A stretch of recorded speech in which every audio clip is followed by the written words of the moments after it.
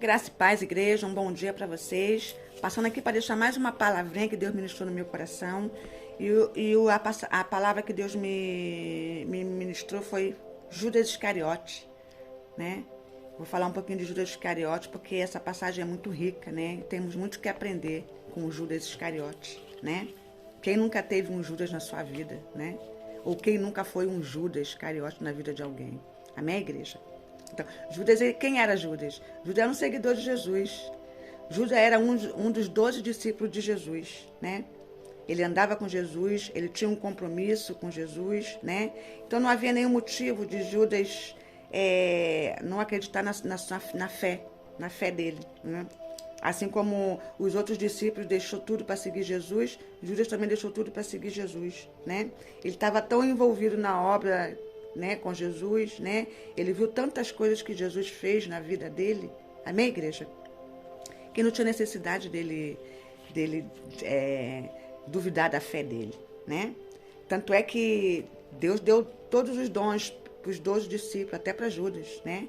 Deus deu autoridade espiritual para Judas, Deus deu autoridade para ele expulsar demônios, Deus deu autoridade para ele curar, né? E pregar o evangelho. Amém, igreja? Lá em Lucas 9, capítulo 1, fala assim, ó.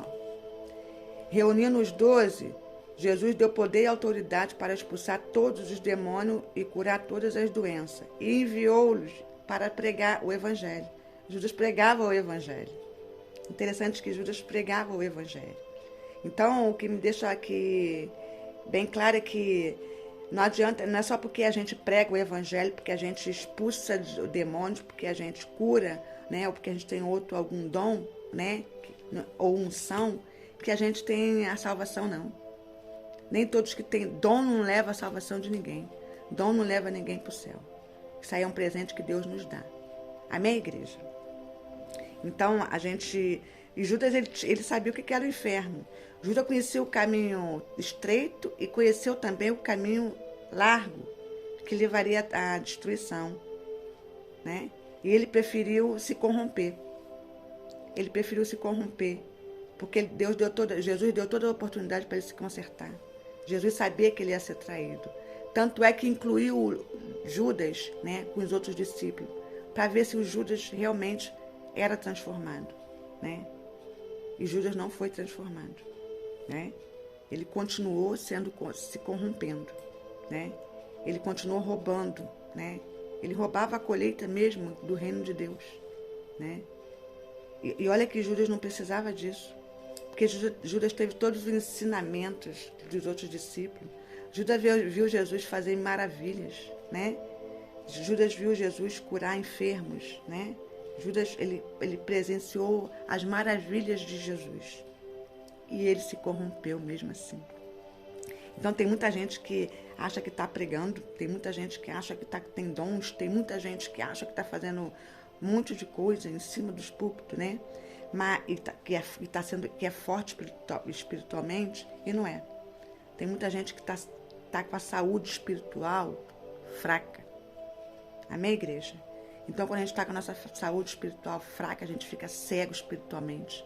A gente não consegue ver realmente, discernir o que vem de Deus e o que não vem, né? Judas, ele andou com Jesus por 3 anos. 3 anos Judas andou com Jesus. Então, Judas conhecia o caráter de Jesus. Judas conhecia o caminho que Jesus queria nos levar, né? O que Judas fez? Continuou se corrompendo. Ele continuou se corrompendo por causa da sua ganância, do seu olho grande, né? Ele se corrompeu por causa do dinheiro, né? Hoje em dia tem muita gente em cima do púlpito se corrompendo por causa do dinheiro, por causa da ganância, usando o nome de Deus para barganhar alguma coisa. Amém, igreja? Então a gente tem que vigiar, né? A Bíblia tem uma passagem da Bíblia que a Bíblia diz: aqueles que estão de pé têm que vigiar para que não caia. Amém? Então o Judas sabia que tinha um caminho estreito, né? Mas que o caminho largo era o caminho da perdição. Judas sabia disso tudo, porque Jesus pregava para eles, né? Judas ouviu Jesus pregando para os fariseus. Amém, igreja? Então, Isso acontece quando a gente confia na gente, quando a gente não vigia, né? Então a gente tem que vigiar. A Bíblia fala, de uma passagem da Bíblia que ela fala que nos manda vigiar. Jesus com os 12 discípulos estava no Monte da Oliveira ou no Getsemane. Me ajuda aí, gente, né? Que Jesus falou, vocês não conseguiram vigiar nem por 1 hora. Então aqui nos ensina primeiro vigiar e depois orar. Amém, igreja? E é isso que nós temos que fazer. Primeiro vigiar e depois orar. A gente precisa orar. Amém? Tem uma palavra do filho pródigo, que eu gosto muito dessa passagem do filho pródigo, né? Que, para mim, eu não acho que o filho pródigo voltou para a casa do pai por causa do amor de Jesus, por causa dos ensinamentos, ou por causa do pai, não. Ele voltou por causa do que o pai tinha para oferecer, que era comida. Tanto é que ele falou, né, que para que deixasse ele ser um servo, que até na mesa dos servos tinha comida. Então ele foi mais pelo interesse. Então tem muita gente na igreja, né, tem muitos cristãos que estão na igreja por causa do interesse. Estão barganhando a palavra do Senhor, né?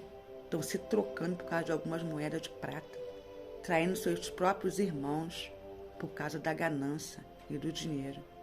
Amém, igreja? Então é difícil entender uma pessoa que ela é criada dentro da igreja, né? É num ambiente cristão, conhecendo a palavra do Senhor, né? Abandonar a fé desse jeito. É muito triste. Amém, igreja? E foi assim que Judas agiu, né? Foi assim que Judas fez, né? Então, às vezes, nós devemos nos perguntar aonde é que nós erramos, aonde é que a gente abandonou a fé, aonde é que a gente começou a se afastar de Jesus.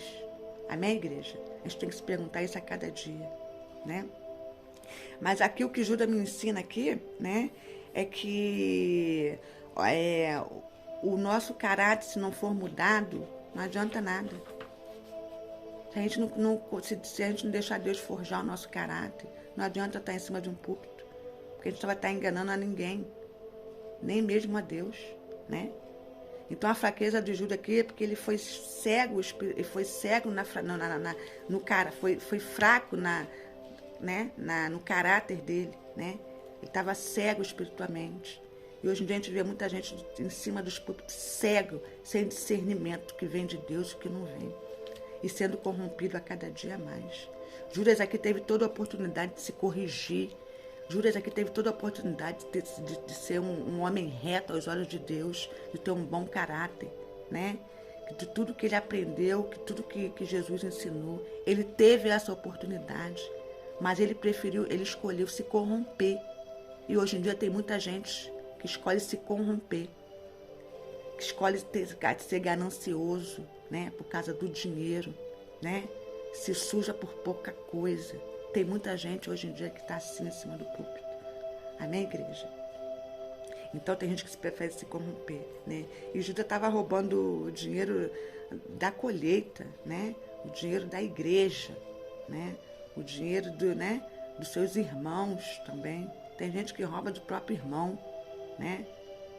Então a gente precisa rever o nosso caráter, porque não adianta você ter uma vida com Deus em cima do púlpito e não ter um caráter, um testemunho de vida fora da igreja. Não adianta. Isso não é vida com Deus. A vida com Deus, Ele quer um todo, né? É integralidade, integral. A gente tem que ser reto aos olhos de Deus, fora ou dentro da igreja. Amém, igreja? E é isso que acontece quando o nosso caráter não é tratado. Satanás, ele entra, né? E pega essa legalidade, né? Aí é onde ele começa a fazer a bagunça. Por quê? Porque a gente deixou a brecha aberta. Porque a gente abriu a porta para Satanás fazer bagunça. Porque sem um caráter tratado, sem um caráter forjado, não tem como você ser um servo de Deus. Amém, igreja? Então a gente tem que andar na luz, né? A Bíblia fala que andemos na luz, né? A palavra de Deus é o quê? É lâmpada para os nossos pés, né? Então a gente tem que aprender a andar na luz. Então tudo que há de treva dentro da gente, Satanás pega a legalidade. Aqui Judas, ele escondeu de todo mundo o que ele fazia. Ele estava no ministério de Deus, ele estava andando com Jesus, ele tinha os dons espirituais, ele, né, tinha autoridade, tinha o poder, mas o caráter dele continuou o mesmo. Ele não mudou o caráter dele. Ele continua sendo aquele Judas ladrão, aquele Judas corrompido. Amém, igreja? Então, isso que acontece. E a luz aqui é quando a pessoa não tem nada a esconder, né? Uma pessoa que ela é reta aos olhos de Deus, fora, dentro e fora da igreja, né? Porque a Bíblia manda a gente ser reto, né? Aos olhos de Deus. Manda a gente ser honesto, né? Então, Judas aqui, ele continuou o mesmo caráter, né? Então, o que eu acho aqui é que quando a gente deixa alguma brecha aberta, né? Deixa alguma coisa oculta dentro de nós, né? Satanás vem e se apodera disso, né? Se a palavra é lâmpada para os nossos pés, né? Lâmpada quer dizer luz, então tudo que é de treva, uma hora vem para a luz. Amém, igreja? Então que a gente não se deixe de ser corrompido, né? Que a gente seja reto, que a gente, né, tenha um bom testemunho, né? Porque às vezes você pregar não é só você levar o evangelho, não. Às vezes no seu testemunho você dá uma boa pregação. Amém, igreja? Então é isso que a gente precisa, né? Hoje em dia a gente precisa. E Judas aqui escolheu o quê? Ele escolheu se afundar na escuridão dele, que ele mesmo escolheu. Ele se afundou na escuridão dele, que ele mesmo escolheu. E no final ele não foi salvo. E nem se arrependeu. Tem muita gente dentro da igreja que, além de não se arrepender dos seus erros, né? Dos seus pecados, né? Não digo nem pecado, que todos nós somos pecadores. Nós só vamos ficar livres do pecado quando a gente morrer, né? Mas erros, né? Tem muita gente que não se arrepende dos erros, das besteiras que faz, né? Em cima do púlpito ou fora mesmo, né? E quando a gente se aproxima de Deus, nós temos duas coisas que podem acontecer. Ou a gente realmente tem um relacionamento particular e totalmente com Jesus, ou a gente realmente acaba se afastando e indo para os caminhos tortos, né? E é aí onde vem a vergonha, né? Porque Deus, ele é amor, mas ele é um fogo consumidor. Deus é justiça também, né? Então é onde a gente passa pela vergonha. Mas essa vergonha foi a gente mesmo que plantou. A Bíblia fala que a gente colhe aquilo que a gente planta. Então, às vezes a gente passa por uma vergonha porque foi a gente mesmo que plantou essa vergonha. E hoje em dia a gente vê muita gente assim, muita gente se afundar no erro, muita gente se corromper, né? Mas não tem coragem de se redimir, não tem coragem de pedir perdão, não tem coragem de se consertar e se voltar para Deus. Então deixa essa palavrinha aqui. Você que está todo errado, você que está em cima do púlpito, você que já conhece a palavra de Deus, que nasceu no berço evangelho, né? Se conserta, se volta para Jesus. Ainda tem a oportunidade. Para de se corromper, para de barganhar. Tem muitas pessoas, muitos cristãos que barganham a palavra do Senhor por causa de alguma coisa que Deus vai dar. Para de barganhar com Deus. Para de usar a palavra de Deus para ganhar benefício para si próprio. Para de se colocar como vítima, né? Ou como um cristão, né? E barganhando a palavra do Senhor. Porque tudo que está no oculto, uma hora é revelado. Tudo que é escondido, uma hora Deus coloca para fora. Amém, igreja? Então nós precisamos rever o nosso caráter. Precisamos rever a nossa posição. Precisamos rever, né, o nosso testemunho. E o melhor testemunho é aquele que você dá com a sua própria vida. O melhor testemunho é o exemplo que você tem com a sua própria vida. Amém, igreja? Então deixo essa palavrinha para vocês aí e até a próxima.